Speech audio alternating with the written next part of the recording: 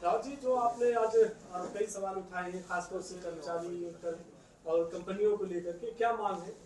देखिए, जिस तरह अकुशल कर्मचारियों को बहुत कम वेतन दिया जा रहा है, 13,018 रुपये दिया जा रहा है, उसमें उनको उनके जीपीएफ भी और ईएसआई भी उनका वेतन से काटा जा रहा है।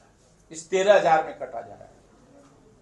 अर्धकुशल को 13,451 रुपये दिया जा रहा है, कुशल को 13,883 रुपये दिया जा रहा है, अति कुशल को 14,611 रुपये दिया जा रहा है। ये उनको दिया जा रहा है जिनका रजिस्ट्रेशन इन्होंने कर किया है। फैक्ट्री के लोगों ने माना 400 कर्मचारी उदाहरण के लिए, तो उन्होंने 150 कर्मचारियों को तो रजिस्ट्रेशन रजिस्टर में मेंटेन किया है, उनको तो इस तरह वेतन दिया जा रहा है। लेकिन जो 250-300 कर्मचारी है, ना उनकी कोई पर्ची कट रही है, ना उनकी कोई अटेंडेंस ली जाती है, उनको एक मजदूरों की तरह काम किया जाता है, रजिस्टर भी मेंटेन नहीं किया जा रहा है और उनको इससे भी कम दिया जा रहा है। हमारी मांग है कि जिस तरह गैस की कीमत बढ़ गई है, किराया बढ़ गया, डीजल बढ़ गया, पेट्रोल बढ़ गया, तेल की कीमतें बढ़ गई, अनाज की कीमतें बढ़ गई, तो कम से कम इस महंगाई में कोई व्यक्ति अपने परिवार को, आप सब लोग भी जानते हो, यहाँ देहरादून में रह रहे हो, कि कोई 13,000 में कैसे अपने परिवार का पालन पोषण कर सकता है।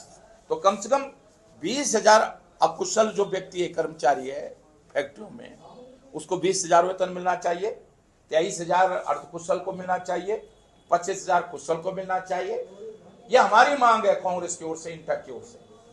और अति कुशल को 30,000 रुपये वेतन मिलना चाहिए। दूसरा कि महिला जो कर्मचारी हैं उनके साथ बाथरूम अलग उनके होने चाहिए। बहुत साफ स्पष्ट लेबर एक्ट में, लेबर कानून में स्पष्ट उल्लेख है कि उनके लिए शौचालय अलग होने चाहिए। किसी महिला कर्मचारी के साथ दुर्व्यवहार नहीं होना चाहिए, उसका शोषण नहीं होना चाहिए।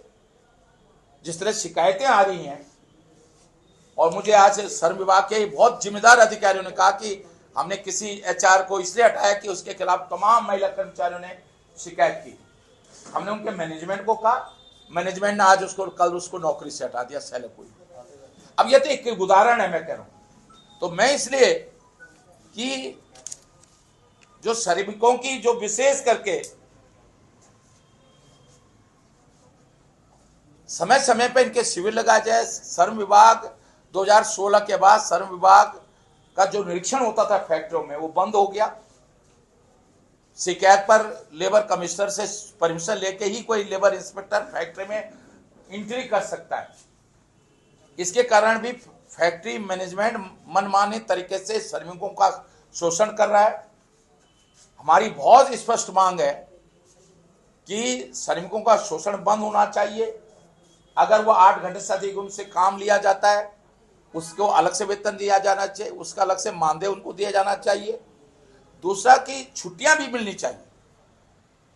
जो लेबर कानून में छुट्टियां निर्धारित है, साप्ताहिक छुट्टी, कम से कम एक छुट्टी तो हफ्ते भर में एक छुट्टी तो होनी चाहिए।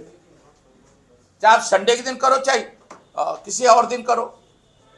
भाई आम सरकारी कर्मचारियों को संडे को छुट्टी होती है, आप संडे को नहीं लेना चाहते, कोई भी मंगलवार को कर दो किसी, लेकिन हफ्ते में एक छुट्टी हर कर्मचारी, फैक्ट्री कर्मचारी को मिलनी चाहिए।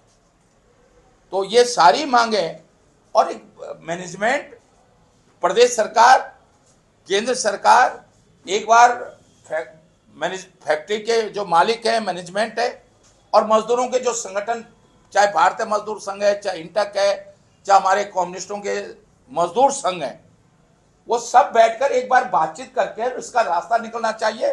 नहीं तो ये स्थिति विस्फोटक होगी। और कांग्रेस, हम फैक्ट्री भी चाहते हैं, हम नहीं चाहते कि फैक्ट्रियां बंद हो। जो सिंगल विंडो का सिस्टम था, तिवारी जी ने शुरू किया था, उसका मजबूती के साथ पालन होना चाहिए। सिंगल विंडो का मतलब सिंगल विंडो, चाहे इन्वायरमेंट की परमिशन है, चाहे लेबर की परमिशन है, चाहे वित्त विभाग की कोई परमिशन है, चाहे राजस्व विभाग की कोई परमिशन है, सब एक सिंगल विंडो के तहत, अगर उसने फैक्ट्री लगाने के लिए अप्लाई किया है तो एक सिंगल विंडो के तहत उसकी स्वीकृति मिलनी चाहिए।